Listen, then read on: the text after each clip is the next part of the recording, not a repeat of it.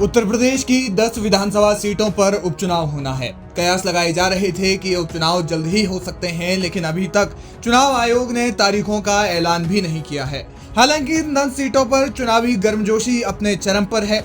10 सीटों में से कुछ हॉट सीट्स भी हैं, लेकिन अभी चुनाव की तारीखों का ऐलान भी नहीं हुआ है कि बहुजन समाज पार्टी ने 2 सीटों पर अपने प्रत्याशियों की घोषणा कर दी है। इन 2 सीटों में इस समय यूपी की सबसे चर्चित सीट मिल्कीपुर विधानसभा सीट भी है। इसी सीट के अंतर्गत अयोध्या नगरी भी आती है। दूसरी ओर मायावती ने नगीना सांसद चंद्रशेखर आजाद के करीबी को तोड़ दिया और तो और उन्हें विधायकी का उम्मीदवार भी बना दिया। इसका चंद्रशेखर आजाद की आजाद समाज पार्टी पर क्या और कितना प्रभाव पड़ेगा, उस पर बात करेंगे। लेकिन उससे पहले आपको बता दें कि बसपा ने किन नेताओं पर दांव खेला है।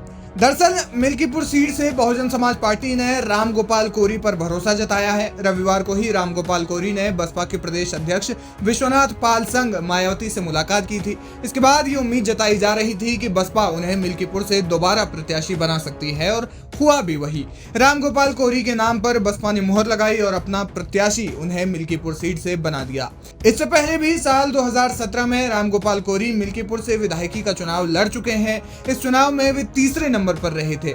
उन्हें उस समय कुल 54,000 वोट मिले थे। दूसरी ओर मायावती ने चंद्रशेखर आजाद के करीबी शाहनजर तुर्क को तोड़कर मीरापुर सीट से उम्मीदवार बनाया है। शाहनजर आजाद समाज पार्टी से जुड़े रहे हैं। हालांकि वे बहुजन समाज पार्टी के जिला पंचायत अध्यक्ष इस समय हैं। मायावती के इस दांव से चंद्रशेखर आजाद की पार्टी पर कैसा प्रभाव पड़ता है, ये देखना दिलचस्प होगा। लेकिन आपको बता दें कि यूपी की 10 विधानसभा सीटों में से कुछ सीटों पर जीतना मायावती के लिए बहुत जरूरी हो गया है, क्योंकि ये चुनाव 2027 में होने वाले उत्तर प्रदेश के विधानसभा चुनावों की दिशा और दशा तय करने वाला साबित हो सकता है।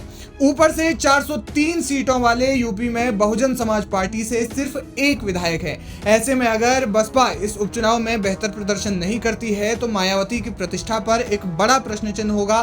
साथ ही इससे बसपा के अस्तित्व पर खतरे वाले सवाल भी गहरा जाएंगे। यानी कि हर हाल में मायावती को चुनाव में बेहतर प्रदर्शन करना ही होगा।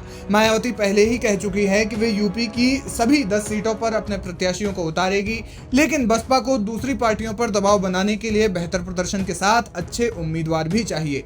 दूसरी ओर बहुजन समाज पार्टी जिस राजनीति पर खेलती आई है, उसी प्रकार की राजनीति चंद्रशेखर आजाद भी करते दिख रहे हैं।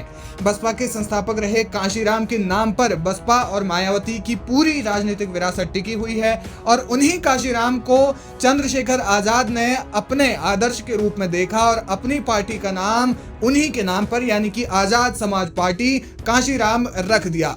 माना जा रहा है कि चंद्रशेखर आजाद यूपी में दलित राजनीति के एक नए चेहरे के रूप में खूब उभर रहे हैं, और वे जल्द ही मायावती और बसपा की सियासत पर हावी हो जाएंगे।